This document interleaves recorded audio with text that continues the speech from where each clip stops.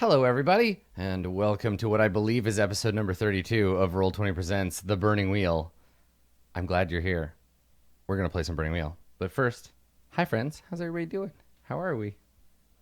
I'm doing okay. Yeah? How about yourself? I'm tired. Friend? I feel like we always answer the questions about how our time has been, but you remain the interviewer. I know. So I'm going to interview you. What's up? Okay. How's your week been, Adam? It's been good. new? Started a new role-playing campaign yesterday. It was very hype. We had Boring.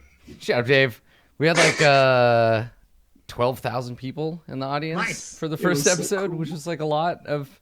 So we did some space stuff. It's a lot I of people. looked back on the last 2 years, and this is like the first big campaign that's not like Nebula Jazz that you've started without us. It's true.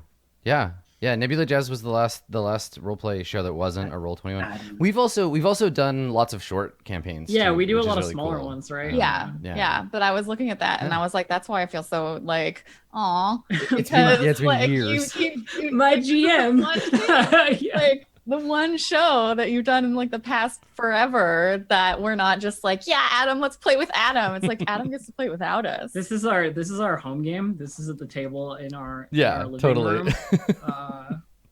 Yeah. And it's funny because it's true, because there are definitely moments, and people I think that have watched us play games together for a while now, they pick up on that. Like there's a tenor to this campaign and to the other campaigns that we play together that is different from all of the other games that certainly that I play, where beforehand sometimes I'll be like, okay, all right, we gotta work, gotta do the GM thing, gotta work. And then I'm playing with my Roll20 friend. Like, yeah. it's cool. They got me. Like, if I'm not 100%, everyone else will, like, except maybe Dave, because Dave's the thing a jerk. that always gets me is I think that the reason that is right is because we've been the same group for a long time. Yeah. Like that we all understand where exactly everybody's gonna come from, pretty much on like whatever theme we're in. You know what I mean? Yeah.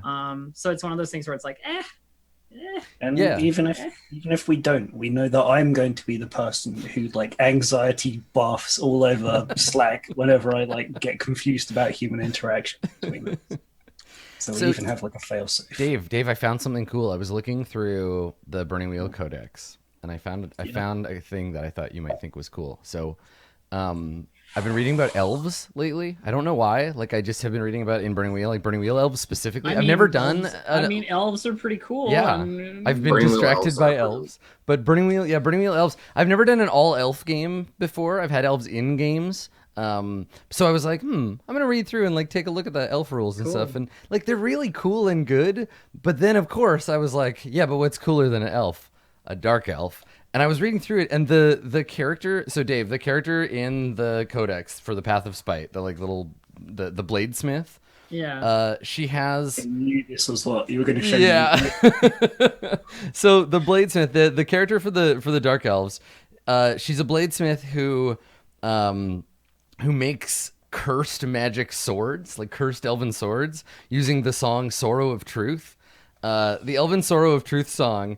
If you are confronted with the song, or in this case, stabbed by one of her blades, you may immediately choose to change your grief into spite. She's a dark elf that makes swords. Turns elves into dark elves. She makes That's swords awesome. that turn other elves into dark elves. And I was like, She's really- Dave needs to know about this if he doesn't already. So Yeah. so how about you, Blue Jay? How's your week been going? What's up with you? Well, you see, Overwatch released a pink Mercy skin, I saw and that, yeah. even though I haven't turned on the game for an entire month, I turned it on, bought the skin, and then turned it back off again. That sounds like my approach to some hot stuff recently, where I've been like, Jacker Kane is out, sweet, go check it out for one game, and then just stop forever. I didn't even play. I literally turned the game on, purchased the skin, and then turned it back off again. Please. I had recently I had a really great experience with HOTS in that by a long and complicated quirk of how capitalism works, I was gifted 120 HOTS boxes. Nice. And I had to redeem them one at a time. One at a time, And yeah. every single one took about 10 or 15 seconds. Yeah, it takes time. Yeah. So, yep, I had to redeem 120 HOTS gift boxes and then open them all, and it took literally it took me like an hour, longer than an hour to go through all of them. Yo, speaking of being able to gift things on Blizzard games now, I'm looking at. I have been. You want us to give you things for games you don't play? All right, Not you. Speaking of Blizzard games, I've been playing World of Warcraft. I've heard of that game. World of Warcraft. And I don't know why, but I'm doing it. So it's clearly working, whatever it is. I don't know. I don't know what's happening to me, but yeah. So that's. Are you? So is this where? What's the deal with Warcraft right now? Or like, are you? So right now, I'm doing. Is it in a beta like, or? No, I'm doing stuff that like. Well, I mean, it is, but I'm not playing that. I'm doing the stuff that like preps up for the next expansion, sort of thing. Like I'm doing a lot of like rep grinding and doing daily quests and stuff, and it's just something to do like idly while I'm watching something else or doing something else, sort of thing. How about you, Andrew? What's up? How you been? Anything new? Oh, okay. All right. Well, I guess I'll move on to Dave then. Dave. My favorite part of that watching Slack was watching Andrew unmute themselves just to shrug. And yeah, they didn't say anything. They just shrugged. And just in case they had something to say, and then they were like, "Nah, it's cool." I've been thinking far too much about D&D backup characters because of the horrible situation. Yeah, I've been working on that, reading up on how. I stayed up way too late one night with Andrew doing some character stuff. For folks who are not currently watching Roll20 Presents Tomb of Annihilation, the last episode was a hell of an episode. The Annihilation, we found right. it. Yes, they found the tomb, and then not 20 minutes later, unrelatedly, may have stumbled into the Annihilation. What I will say is the character I've come up with, I think, is equally as entertaining as Ishii, and therefore I'm okay. Whatever happens, it's gonna be good.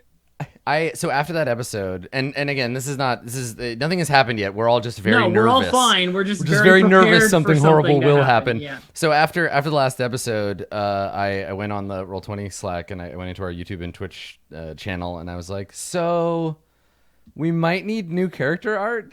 And Alex was like, so what characters? I'm like, we don't know yet. Clear at this We're not sure. It is not yet clear. Stand by. I don't know. There's a lot of like possibilities, but there's also like we could all get wiped because the next person to like move is Adam. Adam is the next one that gets to move. It's true. Yeah. And so it's right like next to maybe we all live. We could do things that are great. We could just immediately die. Anyway, questions. Yeah. I had to mention it because it's been on my mind a lot. That like making a D&D character thing, and when you start making characters, you go like, oh, I didn't know about this. This is cool. I like this thing, and so on. You don't, it's a dangerous thing because you want to be prepared in case you need another character. And it is fun making characters, but you don't ever want to get yourself in that position where like you like your backup. Yeah. So you're like, we survived. And you're like, oh, I mean, that's not the case right now. But what I will say is I'm okay. You know what I mean? Like, well, and unlike a certain game, I'm not okay with Ishii dying. Unlike a certain game, it's weird though. It doesn't take that long to make a D&D character. Ishii is by far the most popular character I have ever played in anything ever. If I just judge it by fan art. Elf. And stuff. Most of us have been playing Pillars of Eternity 2. Maya. Yeah. Ishii, and I was she has a bird named Ishii, and it kills me. Distracted Elf is in this game. You're famous. She like Maya's always spouting lines like Ishii, come, Ishii, and I'm just like, yeah, it is really good. Pillars of Eternity 2. Maya has a bird named Ishii. Yeah. Anyway, so everyone. It's weird when video game characters have your name. Mm-hmm. That's all I've got. I'm not as good at interviewer as that. I had that exact problem, Andrew, playing. This is what made Deus Ex so intolerable for me. Because David Seraph in that game. David Seraph has the most annoying voice acting. His voice acting is so bad. And he's super nasally and he's super annoying. Yeah, and I'm just like, oh god damn you, David Seraph. Whoa, I hate you so much. But I just these robots. The worst. The that dude is worst. dweeb. That's the only game that I've ever had to suffer through that, thankfully. Yeah. Well, we got some wheels to burn. There's some, let's circles to ignite.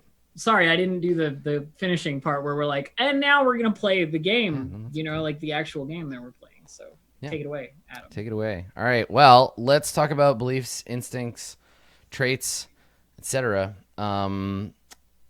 Here we are again, where Joy has all the fate in the world. So we need to put some punishing rolls in front of you. Okay, today. you just don't ever get. She just doesn't. I just never roll 6s. I know. Yeah. Well, I mean, we have the little beta test. Yeah, but I thing, never the get fate. underneath enough that would be well, helpful. No, and that's the thing I is roll your 0 failures- on 7 dice. Exactly. Adam. Your failures are not simple near misses. Your failures are catastrophic obliterations of success. Catastrophic doom of the dice. You have no idea at all.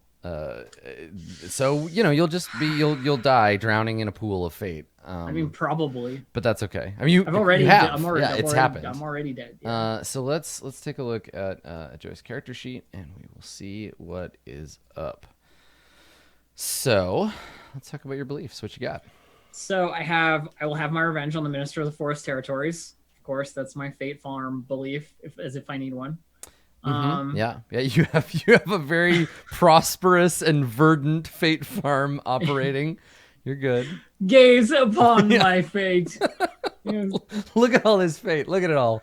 Oh my God! Look upon my vast tracts of fate. You need to take a selfie of yourself, just imagining like you're holding a bunch of objects you can't hold, and then we'll Photoshop the fate icon into that for you. I'm on it. How do I carry all this fate? All right, I gotta do my other beliefs though. The lady who invited me inside used to work at a temple. I need to know what she knows about preserving a body.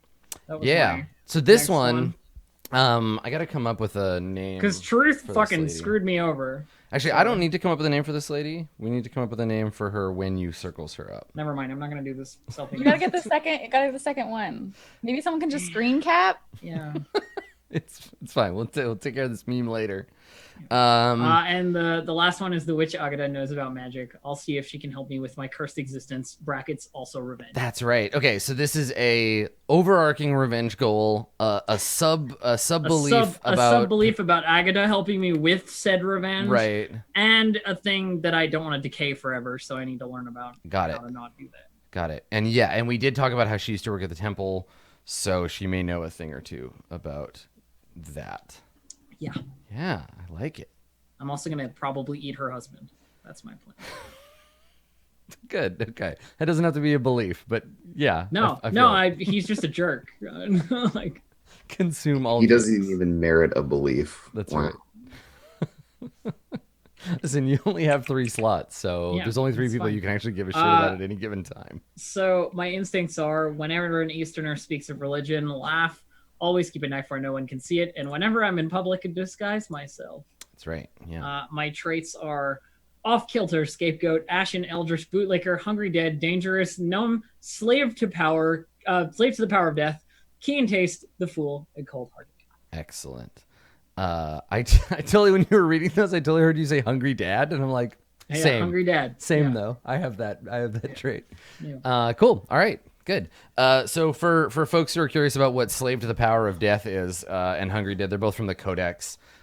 Joy is Hungry Dead is a descriptive trait that I zombie. eat people. Yeah. And Slave to the Power of Death is a trait that means I have to do what I'm told when I'm summoned, but they didn't give me any tasks. So that's right. Yeah. You could have been enslaved originally, but you have been released. I've been freed. That's right. You're free Zombo.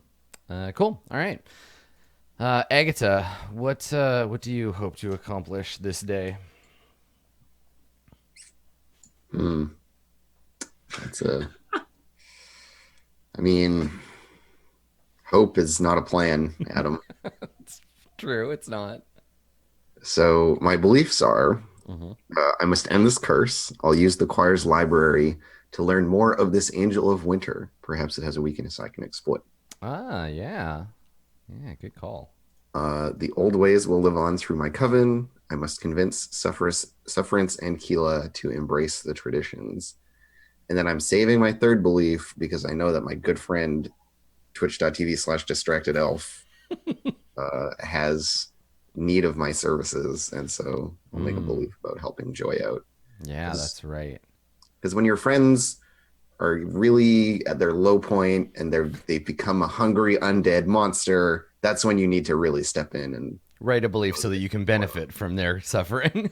Yeah, something like that. Yeah. I'm just waiting for the inevitable binding of joy to Agatha's will. I have this horrible feeling that I can make a circle that could. I know. I can do that. Yep. My instincts are when my coven is with me, teach them something, never put something back in the wrong place, and always speak truth to power. My traits are always in the way, well-traveled, spooky, inscrutable, respectful of women, lupine, vindictive, pragmatic, misunderstood, fey-blooded, blind, gifted, spirit familiar, essence of earth, unsteady, rat speak, lame, fork-tongue, Wolverine, and tenacious. Yes, they are. Those are definitely your traits. So very many of them. I love it. Good. Okay, cool. Coming in with 3 fate points for the session. You have fate points again, Blue Jay. Now when you roll 6s, you don't have to just look at them forlornly and wish that they were something. That was the worst feeling that I've ever felt in my whole life. What, just in your whole life? Damn! But my whole life, the worst feeling was looking at 6s and 1s and hard. Not being able to do anything about it. Oh, it's a rough one. Like if it was just like you lost. So I gotta say, when it comes to Burning Wheel, it's the second worst feeling you can have. The worst feeling is hearing the GM say, you suffer a mortal wound, and then looking at your pile of points and being like, "Oh, none of these are persona." That's a worse feeling. I've experienced that one myself. But I feel like even if you did have a persona, you're still out for like 4 to 24 months. But you still get to survive. Right? If you don't have that persona point, you're toast. You're a dead person. And if you do have that persona point, you can then make it shitty for everyone else. That's right. You can drag them down with you. Turn it on everyone else. Exactly. Let's talk about your beliefs. The kingdom is in danger of falling apart. I will consult with the advisory council. Now, who have we established? I want to write this down so I can add it to my notes. Who have we established as being definitely on the council? I circles up Lord Radu Durham. He's a guy that keeps stock of resources or something, and I guess he was maybe getting some under the table for herself, but he's the one I've circles up. The minister of the forest territories is probably she is. Lady treasurer.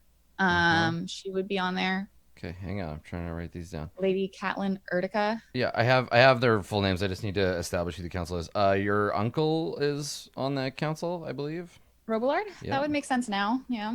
I mean, he was before. He just didn't tell you about it. Octavian's the master of records. Yeah, he's not on the council. He just keeps the records. I don't even know if he's still alive. Have we seen him since the Great Freezing? I don't remember. Okay. Captain Chaika is also technically on the thing, but Chaika and the Minister of Territories they're out ministering to the territories. They're out stabbing people. They're out ministering. I'm assuming that there would have been a Gavril stand-in. There's someone. No, there has not been. No. Okay. Yeah, normally there would be a spy master who is the magus and a Justicar or an adjutant, but that role has been empty for some time. Okay. I think that's it for now. I think that's everybody that we've seen so far that's a member of the. Yeah, those are the people we've circled up. Just Smokey pointed out in chat, it is ironic that nobody has a record on what happened to the Master of Records. There's probably a note he wrote, I'm dying, it's very cold, and then he died. And that's who's really good at spying? People who don't have to sleep. It's true. Undead spy masters. Yeah. But okay, so that's I will consult with the advisory council. My second belief is now is the time to grasp for the throne. I will persuade the said council, that the queen is dead and we must move forward. Okay. The cursed winter has gone on too long. To cement my power, we must perform another miracle, which I talked to Robillard about it, and he's like, pray. And I'm like, but what? And he's like, just pray. And I'm like, but what though? My instincts are never allow anyone to treat me below my station. Always redirect violence away from my person. Whenever I meet with a member of the court, recall a piece of compromising gossip about them. My traits are your lordship, ambitious, well-dressed, independent, cosmopolitan, raven-haired, jealous, regent, mark of privilege, rapier wit, and charming. Okay. Cool. All right. So you'll need to get the council together and then try to convince them of that stuff. And then there was a discussion in which Robillard, you and Robillard were like, he was like, yeah, God, the angels help those who help themselves, but also we need to like get you consecrated, and we need you to like do this publicly. Yeah, I agreed to do that thing. Yeah. We made, cool. That was okay. the thing that we did. Good stuff. Good stuff, Alessandra. All right, and Lodwick. Yeah. What are your beliefs? Okay, I got some beliefs. This new religion seems to be growing. I will look into their goals and purpose here in Carpathia. I like this one, and I like especially the way that it's phrased, because it makes it sound like a fad diet. Like you're like, oh, the nobles have a new thing they seem to be obsessing over. I wonder what that's about. Yep, that came directly out of the way we talked about it. My new mercenary captain and I. Right. Like, yeah. Yeah, are they an ally or not? And he's just like, I don't know. I've never been religious. I guess we'll find out. I hadn't put a second thought to it. My first god is money. Yep, true. I have my mainstay second belief. I understand the suffering of the peasants and lowborn. What the city needs is someone to challenge the current system. And my third belief is if I cannot trust Ekaterina, I must find out her intentions in helping me. I will find someone to ascertain these for me. Excellent. So you want to find someone who can find out what Ekaterina is up to. You spy on your girlfriend. Yep. Okay. Cool. And we established in the last episode that. Let me take a look at that agreement on the Duel of Wits there.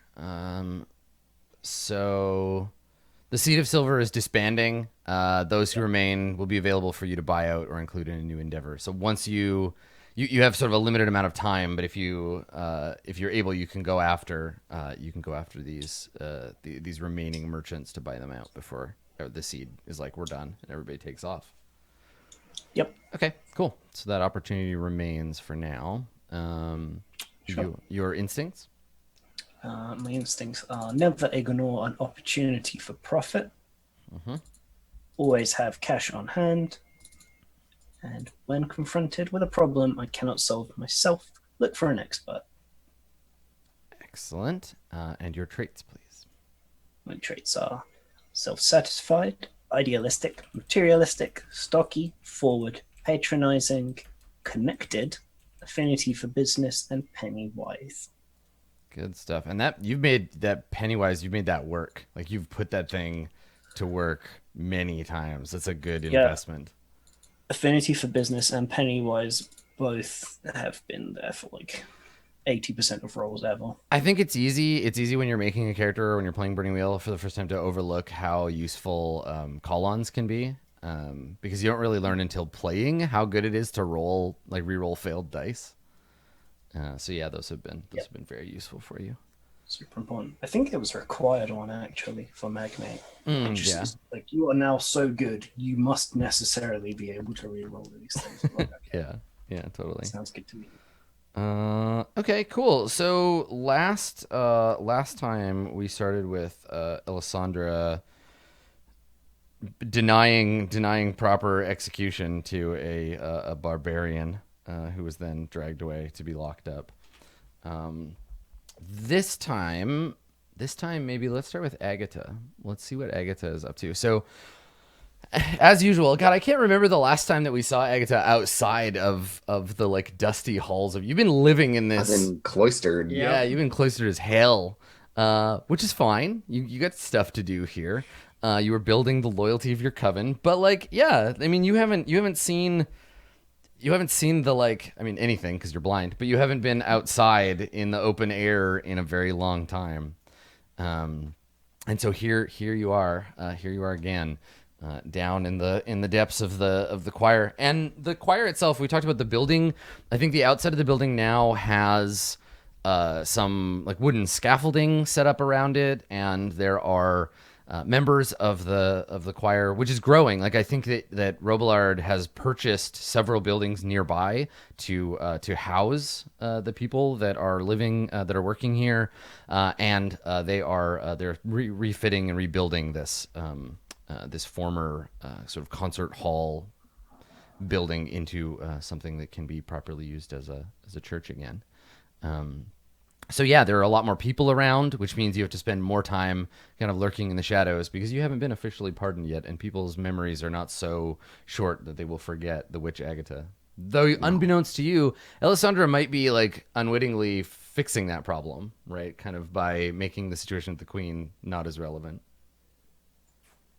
Yeah, I mean, just get rid of her. Just get rid of the old queen. Just it's fine. Well, the thing is about like sort of justice in a medieval setting is that it really only counts as long as someone is calling for it, right? Like, yeah. Eventually, if no one cares, then you'll be able to just be like, okay, cool, I broke a law no one cares about anymore. It's not like the statute of limitations is more psychological than it is legal in medieval law. So at least in practice rather than in like written form. Medieval law, it's extra arbitrary. Yeah, super arbitrary. And like it's the king that was calling for your blood, right? Like he had a belief about the trickery of witches and sorcerers. And he's Sleepy Time's king now. He's the king of Dreamland. So how'd that work out for you, King? Yeah, he's the king of Sleepy Time Junction, and you don't have to worry about that guy right now. However, there is still some like tension at the court. Like if you walked in, people be like, "Yo, what's up? Why is there a witch here?" They remember you. Yes. Yeah, because you have your infamous hex witch thing, and actually that would be a way to track that, right? To like get rid of that. If you're able to free yourself of that reputation, then maybe also. I really like that. I know. So then the alternate is true then. You have to change people's opinions about what being a hex witch means. In which case you could flip it to be a positive reputation. But right now you're the scary witch that killed the king and queen, or killed the queen kind of, and then made the king go to Sleepy Town. No one knows I made But no one knows that. It's true. Yeah. No one knows. So there is a way to spin this. But for the time being, you are hidden away in your sanctum. What are you up to, Agatha? Has Robillard been around at all? You could circles him up if you want him to be home on a like a visit. Okay, I think I do. You want to start there? Okay. Yeah, because then if you do circles him, we could have that conversation, and if you fail, he could just be busy and force you to do something else. Yeah. Okay. I'm into it. How hard is it to circles up a Robillard? Well, what life path? You share the court life path, right? Yeah, presumably.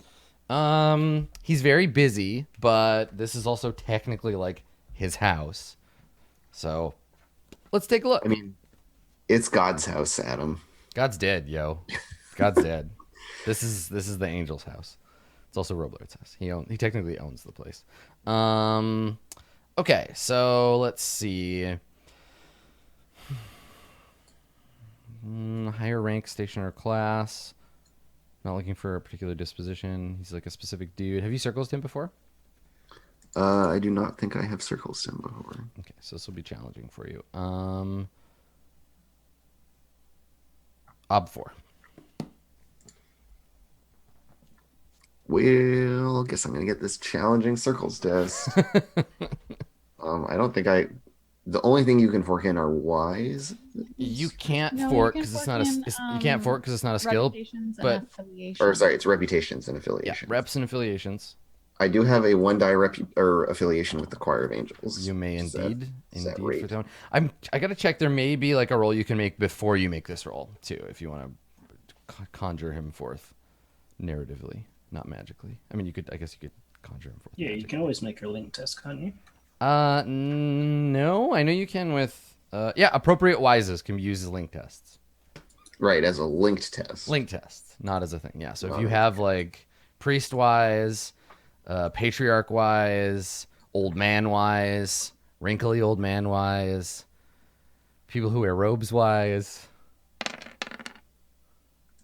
People who wear robes wise, it's my new favorite one. You have a 6? Yeah. You have a 6? You do have a 6, and you have lots of faith. So you want to just spend the 1 to roll the 6? Yeah. Okay.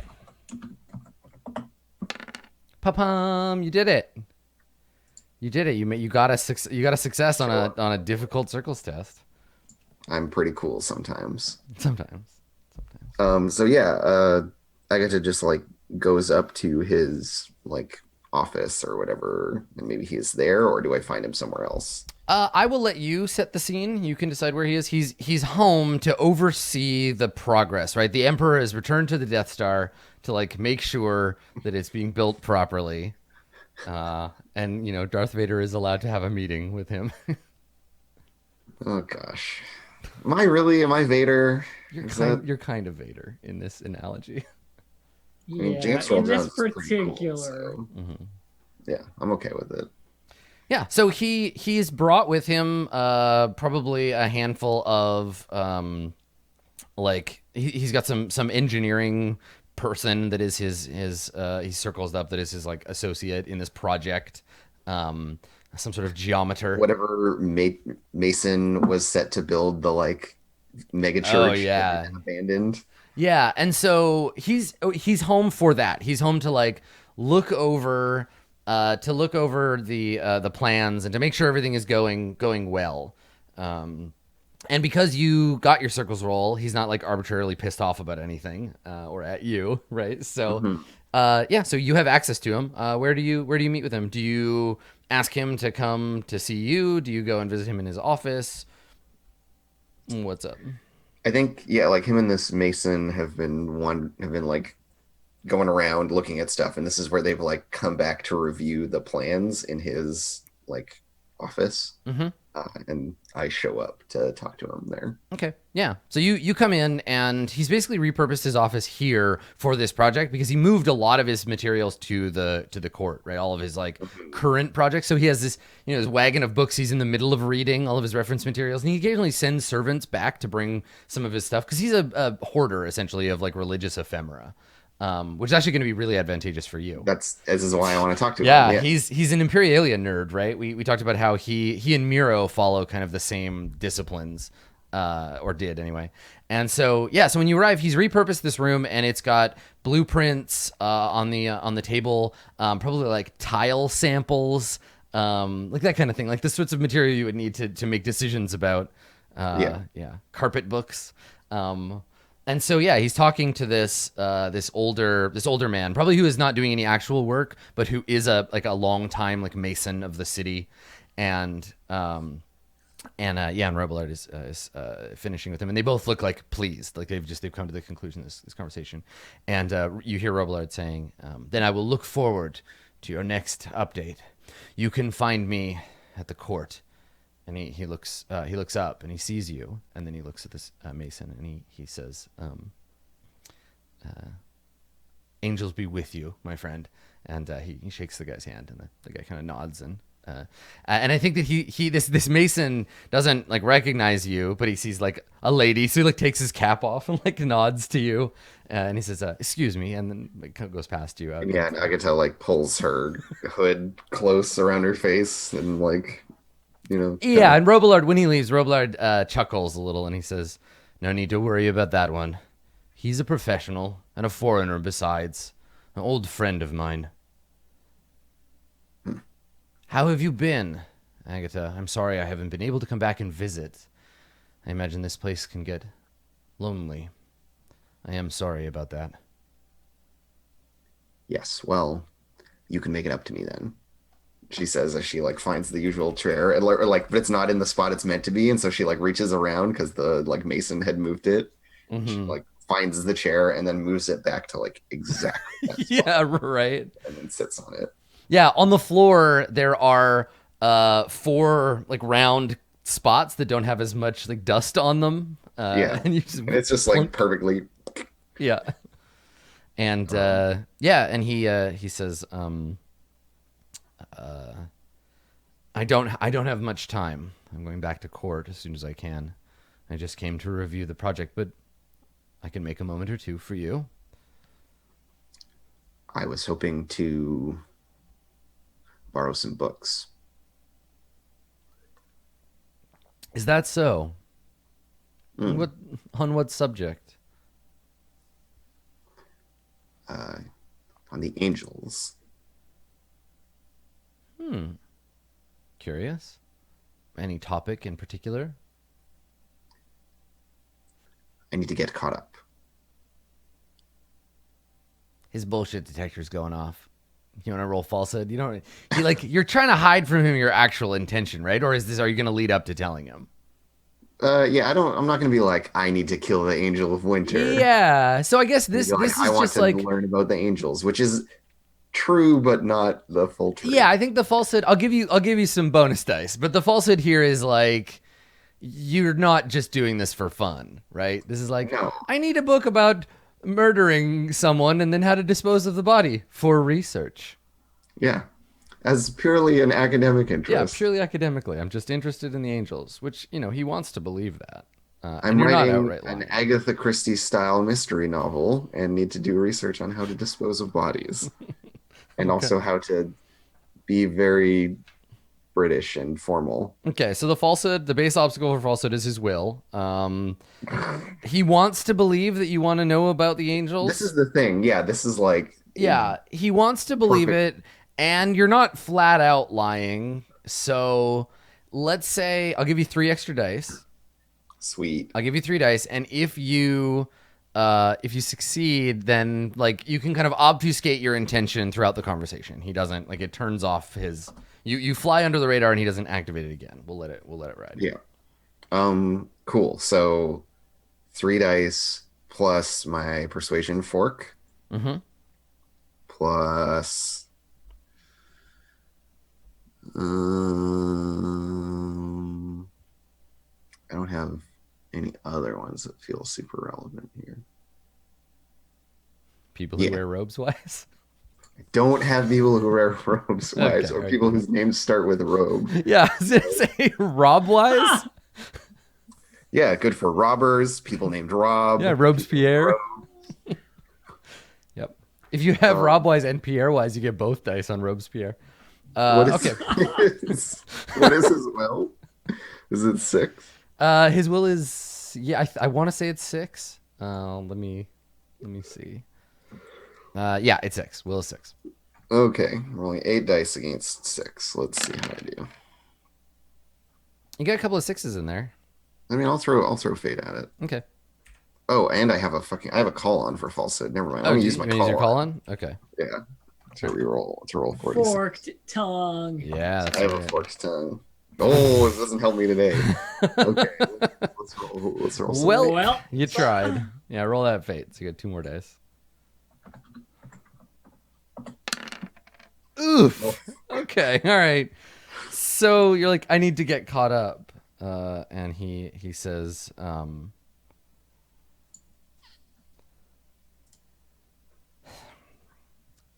you don't have to obfuscate your intentions from me, Agatha. I would have thought that I'd made that clear. You and I are, well, not exactly equals, peers in the growth of this new age. Do not feel like you have to hide from me what you intend. In fact, I can be an ally. I can help you. But you have to tell me what you're plotting. Well then, if you can make the time to listen, I will tell you. And she settles in and crosses her arms. Something's to be done about this winter. Goes on too long, unnaturally so. I aim to fix it, as has been my aim for a long time. Unnatural. An interesting word. How are we to know what is nature's intention?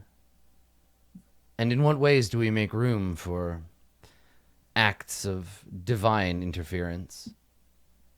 Are not the coming of the seasons the will of God? Or in our age, the angels?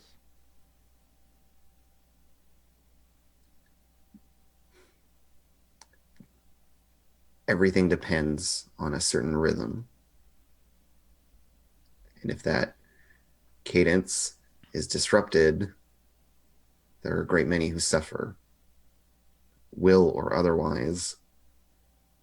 If they want to distort that, it has killed many, it will kill more. That's the rub, isn't it? If everything is predetermined, then why act at all? Is it not the will of the angels for us to suffer if we suffer? In all my years of study, I've never found a satisfactory answer to this question. I can give you an answer, which is that those who have a will may exert it. Power being the thing that limits the effect. So, and so like that statement, like he leans back, and we can see, and you can sense that like you struck a chord there. Not to put too fine a pun on it. You struck a chord with him where he's like, there is some credence to what you say, that those with a will to make their own fate are instruments of a divine power. I believe there is some of this in the mythology of kings. The idea that they are kings because their blood is somehow powerful, that they are born into willfulness. But I think that the power we seize is the power that truly matters. What power do you hope to seize from the angels, Agatha? And she like steeples her fingers. I don't know what they can offer, which is why I need your books. Something to turn the seasons, to resume the natural cycle of things. There will be the knowledge and the power I need in those books, and I will fix this.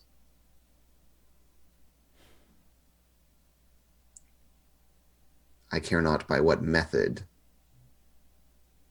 She like shrugs. He nods and says, whether by a stave or by a sword, by a knife, murder is still murder. The implement matters little in the end. What worries me is justice. If it is the intent of the angels that we suffer under this winter, if they have some greater plan for us, then our attempt to end it is, by its very nature, blasphemous. And so, is not it then better to resist, to endure, waiting to see those who return? There's many stories in Scripture about God's wrath, about plagues, about fires, famines, weeding out the unworthy. Could this not be that? And by interfering, are we not interrupting the angels' great machinations? I cannot argue that the world is a cruel place where many are made to suffer, but you have to fight, always. Anything that wants to take your life, take your will, your autonomy from you, you fight it. Kill it if needed. Continue struggling and living. Is this what your people believe? It's what I see anytime I look into nature. It's not a beautiful place. It's full of death. And have not the powers divine, call them what you will, given us a clear hierarchy? Does not the mouse hide from the wolf in the woods? The mouse cannot fight a wolf. No more than a man can fight the winter. Well, most men, anyhow. Do not take me for a mouse, Robillard. A dog may think itself a man, but we do not set a place for it at the table. And you don't get the impression that he's like trying to personally insult you. He's just saying like, we're small. He includes himself in that. Yeah.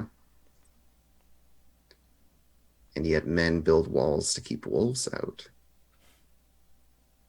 Would that we could control these things. Would that our prayers could give us reliably bountiful harvests, peace in the hearts of men, dull the swords of war, but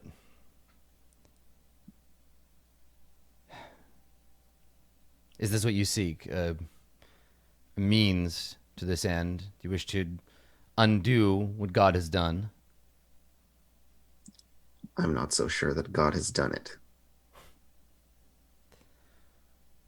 That's where we differ. I think that everything is God's work. And now his children, the work of angels. But I think also that your desire to rebel against it may too be the work of divine inspiration. And so I'm at an impasse. What is to be done? Either help me or get out of my way. But I'll brook no other option. Make the test. Yeah. Hell totally. Yes. Well, and this I is love Agata. and this is the conundrum, right? For him, that like he's going from a monotheistic understanding of the world to a polytheistic one, where in a monotheistic understanding, there's one authority and There's everything. a central will. Yeah. But the idea that now, like, there is this family of angels, and like there's doubt being cast into the thing, and like, yeah, how does that go? Okay, so you can try to persuade him. I assume that my task here is I'm persuading him. Let's do a link test first. So like representing just this little back and forth. So if you have a skill like philosophy or rhetoric or like some kind of like warming him up to the because I feel like that's what happened. There was some kind of like test there that could help your case, right? By sort of stating your philosophy. Ain't got none of that. Okay, let's just have you make a philosophy test then. Untrained. Yeah, sure. You're not opposing him. It's just to see like if you stated your case well. And remember, he's not like I mean he is. He's an excellent like he's good at debating, but he's not gonna like bust your butt for being informal about it. Like he's actually listening to you. Yeah, and I'm not using rhetoric. No. Is the thing. No, This and is that's why like, I think it is philosophy. it's not a formal discourse. Yeah. So philosophy based on the average of will and perception. Which in my right, case, because it's about both noticing and exertion of your of a point. Well, good news is for me that's still 6. Oh, good. Okay. So I'll just root it in will in this case. Okay. I think it's fairly simple. Like I think we'll call it ob 1, which becomes up to you obviously for you. But if you can get 3 or more successes, then you get your extra dice. All right, ob 1.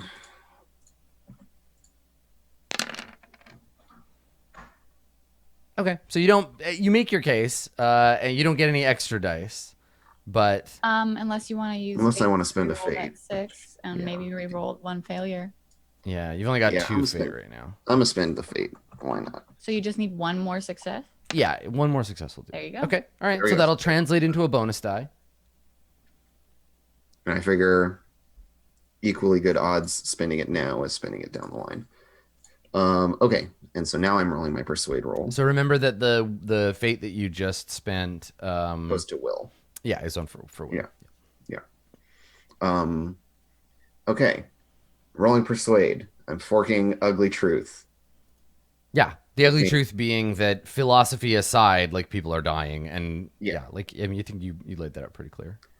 Forking intimidation. Right, because you did say like get the fuck out of my way. Like which I'm doing this. He appreciates. Yeah. Apocalypse wise. Mm-hmm. We're talking about the end of the world here. And so sorry, an extra run because my ugly truth is at 7, so I'm getting 5 extra dice. I'm always excited when you get to put Apocalypse Wise into a thing. Yeah, that's good. And then symbology. If we're talking about like angels, their meanings, wills of... I feel like symbology would have been in the test you made before. In the it would have been previous that one? Okay. the philosophy test. Yeah. So getting 5 dice nonetheless. Yeah. On persuade. Against ob 6. Let me just double check. So I've got the 1 bonus die. I've got ugly truth. I've got intimidation. If you don't make this test, I'm looking forward to the hex that comes in the future.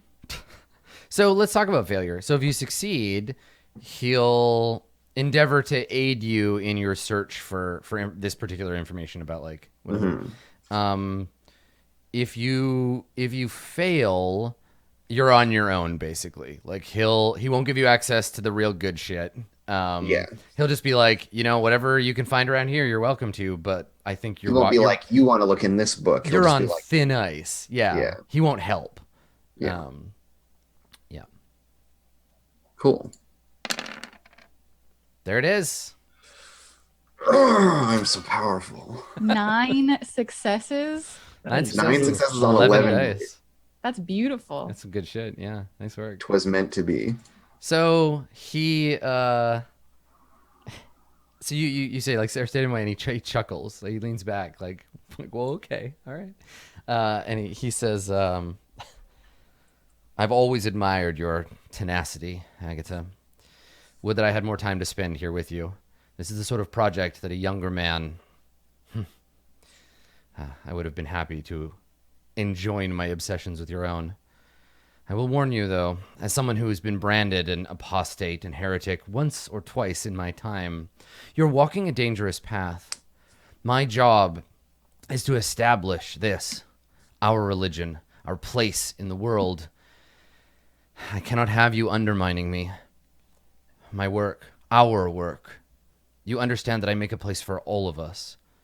I mean, not only you and me, not only the nuns you've taken under your wing, or those who join the choir, but all men, whether they live within Carpathia or without. I cannot have you in the way, but I also understand that knowledge is a fire once lit, not easily subdued. Robillard, I am trying to save those people. I am doing this for them. I am not in your way. I am making sure that someone is alive at the end of this year to believe in your angels.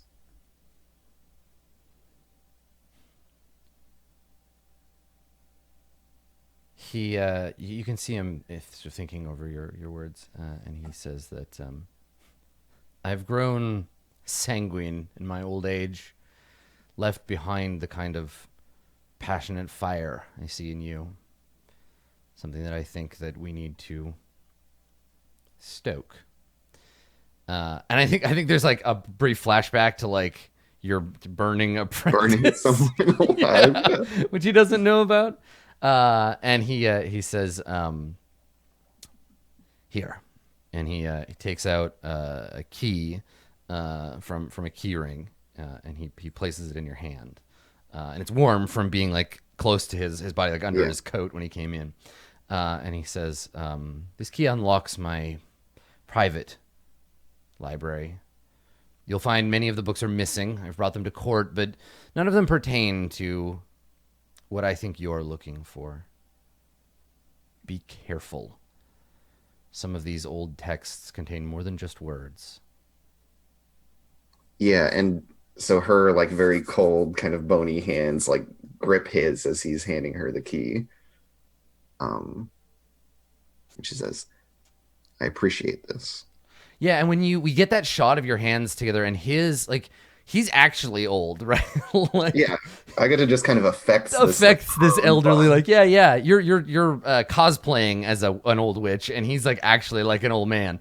But he has all these like faded tattoos right on the back of his hands and his wrists, and he holds your hands for a second, and he says, there are some things once learned cannot be unlearned. Please be careful. Yeah, and she just does that smile that is also baring her teeth, kind of. Yeah.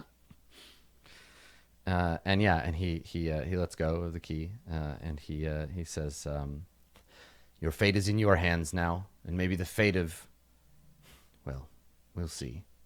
I'll try to return again in some days. Check up on you. Yeah, and she just kind of nods like she's already elsewhere. Yeah, exactly. You're just like, you got the keys to the car and you're thinking about where you could drive it. I'm gonna kill so many angels and eat their hearts. It's gonna be Okay, so he yeah, so I think there's a knock at the door. One of his like pages, one of his clerks is like, Father Robillard, the carriage awaits, and he says to you, he actually doesn't say anything, and he looks at you and he smiles and he nods, and he heads out. And I think that's probably where we close the scene. We can grab our first break there. What I'm interested in is if Agatha gets help going through the Forbidden Library and what that's going to be like. Oh, it's going to be the field trip. I trust Agatha with the weird books, but oh no, Agatha's going to the restricted section. That's right. Yep, that's right. Yeah, if we need Horcruxes for everyone. Yeah, Defense of the Dark Arts. Anybody? No. All right, have fun. Cool. All right. So stick around. More exciting adventures in forbidden literature when we get back.